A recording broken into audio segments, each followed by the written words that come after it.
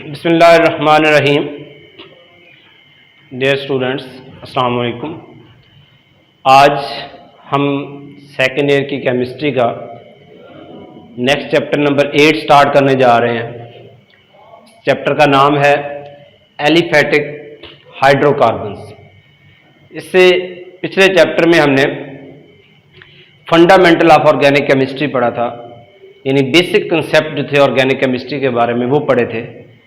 तो जिन स्टूडेंट्स ने basic concepts को दोबारा से पढ़ना है या किसी का कोई लेक्चर मिस हो गया है तो वो मेरे यूट्यूब चैनल पर पिछली वीडियोस पड़ी हुई है, वहाँ से वो कंसेप्ट क्लियर कर सकता है। तो नेक्स्ट हम स्टार्ट करने जा रहे हैं aliphatic hydrocarbon. First of all हम देखते हैं एलिफैटिक हाइड्रोकार्बन्स होते क्या है। The hydrocarbons which contain carbon and hydrogen joined together in straight chain, branch chain or non-aromatic rings, यानी ऐसे हाइड्रोकार्बन्स जिसमें कार्बन और हाइड्रोजन अटैच होंगे, किस तरह, स्ट्रेट चेन में यानी सीधी चेन में, या होंगे ब्रांच चेन में हो सकते हैं, या फिर वो रिंग की शक्ल में हो सकते हैं। और वो रिंग कौन सा होगा? Non aromatic rings. Non aromatic, ये पीछे क्लासिफिकेशन ऑफ ऑर्गेनिक कंपाउंड्स में डिटेल से पढ़ाया था।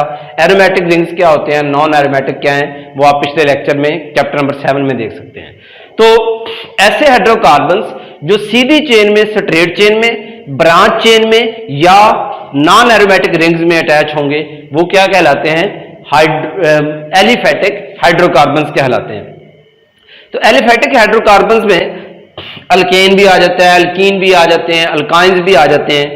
तो आज मैं आपको बेसिक से पढ़ाऊंगा, जो कि काउंटिंग समझ लें कि ऑर्गेनिक कंपाउंड में कार्बन एटम्स की तादाद की बुनियाद पर आपने कंपाउंड को नाम कैसे देना है। उनकी काउंटिंग जो फ्रेंच में है उसमें आप कार्बन 1 होगा तो उसको क्या कहेंगे, 2 होगा तो क्या कहेंगे, 3 होगा तो क्या कहेंगे। तो ये चैप्टर स्टार्ट करने से पहले आपको ये बेसिक्स आज बताऊंगा। तो उसके लिए ये एक टेबल है, ये समझाने की कोशिश करेंगे। तो सबसे पहले देखते हैं नंबर ऑफ कार्बन एटम्स, कि अगर कार्बन एटम की तादाद जो है वो कितनी होगी तो उसका नाम क्या होगा। और तीसरी चीज, उसका फार्मूला क्या बनेगा अल्केन का। और चौथी चीज, अल्केन का नाम क्या बनेगा। तो इसमें फर्स्ट ऑफ ऑल देखें कि अगर कार्बन हमारे पास एक है, एक कार्बन है, तो 1 को फ्रेंच में क्या कहेंगे? मेथा। 2 को क्या कहेंगे? एथा। 3 प्रोपा। 4 को ब्यूटा। 5 को पेंटा। 6 को हेक्सा। 7 को हेप्टा। 8 होंगे तो ऑक्टा। 9 होंगे तो नोना। और 10 होंगे तो डेका।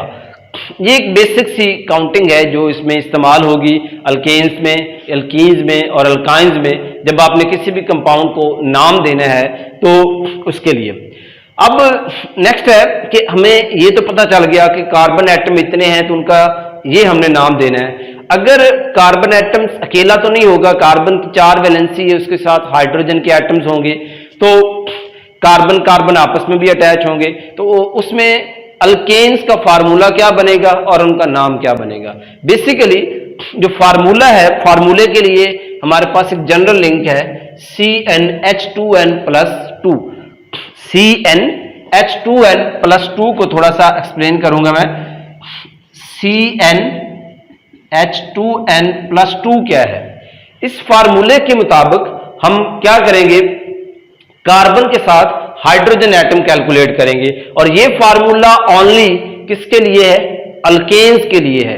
अल्केन, अल्कीन और चीज है, तो अल्केन के लिए CnH2n+2। इसका मतलब क्या है? ये N बेसिकली कार्बन एटम्स की तादाद को रिप्रेजेंट करेगा।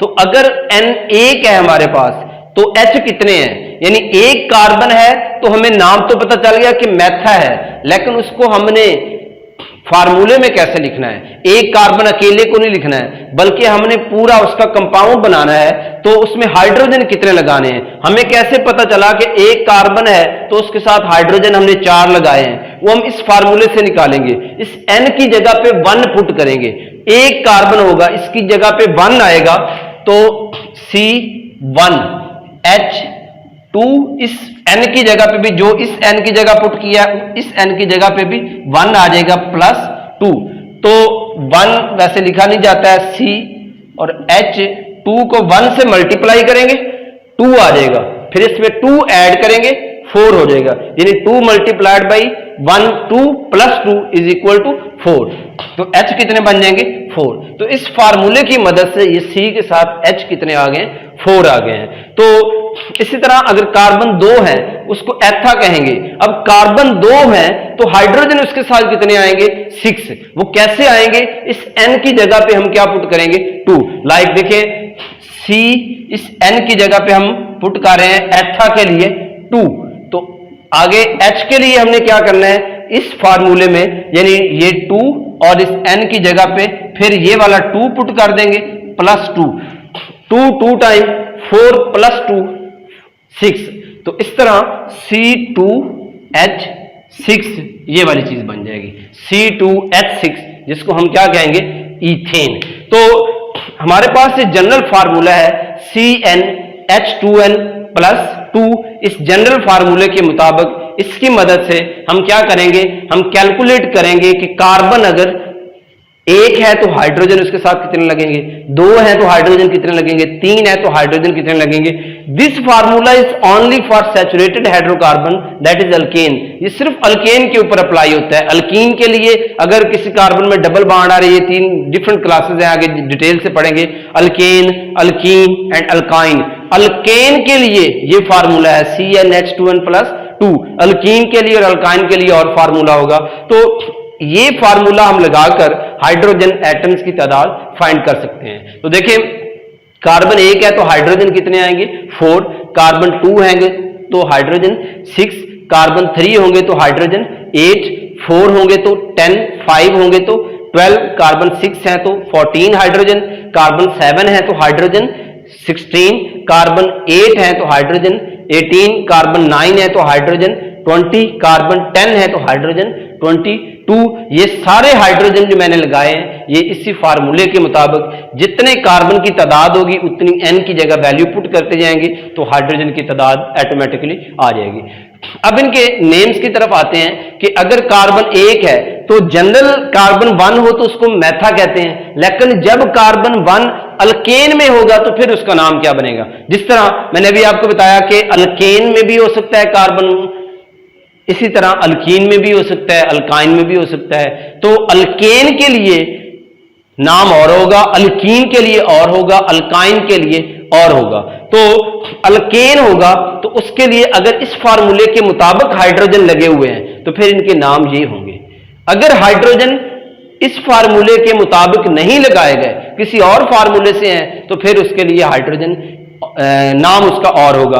लाइक इसमें हमने देखा कि इस फार्मूले के मुताबिक ये सारे हाइड्रोजन CnH2n + 2 के अकॉर्डिंग लगाए हैं, तो इनके नाम फिर इस हिसाब से होंगे कि आपने ये जो नाम लिखा है मेथा, इसके नाम के एंड पर ANE लगाते जाएं। मेथा से बन जाएगा मीथेन, एथा से बन जाएगा, ये इसके साथ लिंक करेंगे, एथा से बन जाएगा ईथेन, इसी तरह प्रोपप से बन जाएगा प्रोपेन, इसी तरह ब्यूटा से बन जाएगा ब्यूटेन, पेंटा से पेंटेन, इसी तरह हेक्सा से क्या बन जाएगा हेक्सेन, और हेप्टा से क्या बन जाएगा हेप्टेन, इसी तरह ऑक्टा से ऑक्टेन, नोना से नोनेन, और डेका से क्या बन जाएगा डीकेन बन जाएगा। तो ये हमारे पास है अल्केन्स के नाम हमने किस तरह से राइट करने हैं। तो इसमें बेसिकली आपने जस्ट काउंटिंग तैयार करनी है कि 1 से लेकर 10 तक, जो कि ये वाली है metha, etha, propa, buta, penta, hexa, hepta, octa, nona and deca. ये 10 तक जब आपको काउंटिंग्स आ जाएंगी उसके बाद आप आगे आएंगे अल्केन्स के लिए। तो अल्केन के लिए आपने सिंपली क्या करना है, आपने एक कंपाउंड दिया हुआ है, लाइक मैं कहता हूं कि ये कंपाउंड है C6H14, इसका मैं कहता हूं नाम बताएं। तो नाम के लिए आप पहले क्या चेक करेंगे कि इसके अंदर ये जो C6H14 है ये किस फार्मूले को ओबे कर रहा है। आपने पहले इस फार्मूले में चेक करना है। अगर तो इस फार्मूले के मुताबिक हाइड्रोजन है तो फिर आप 6 को देखेंगे, हेक्सा कहते हैं। तो चूंकि अल्केन के फार्मूले के मुताबिक हाइड्रोजन है तो नाम के एंड पे AN लगा देंगे तो हेक्सेन बन जाएगा। तो इसको अगर देखें, ये 6N की जगह पे 6 पुट किया हुआ है, इस N की जगह पे 6 है, तो इसकी जगह भी 6 पुट करें तो 6 2 टाइम 12 प्लस 2 14 हो जाएगा। तो इसका मतलब ये हुआ कि ये C6H14 इस फार्मूले को ओबे कर रहा है, लिहाजा 6 है कार्बन 6 हो तो उसको हम हेक्सा कहते हैं। तो जब इस फार्मूले के मुताबिक होगा, ये फार्मूला किसके लिए है, अल्केन्स के लिए है, लिहाजा हम हेक्सा के साथ क्या करेंगे, AN लगा देंगे, क्या बन जाएगा, हेक्सेन बन जाएगा।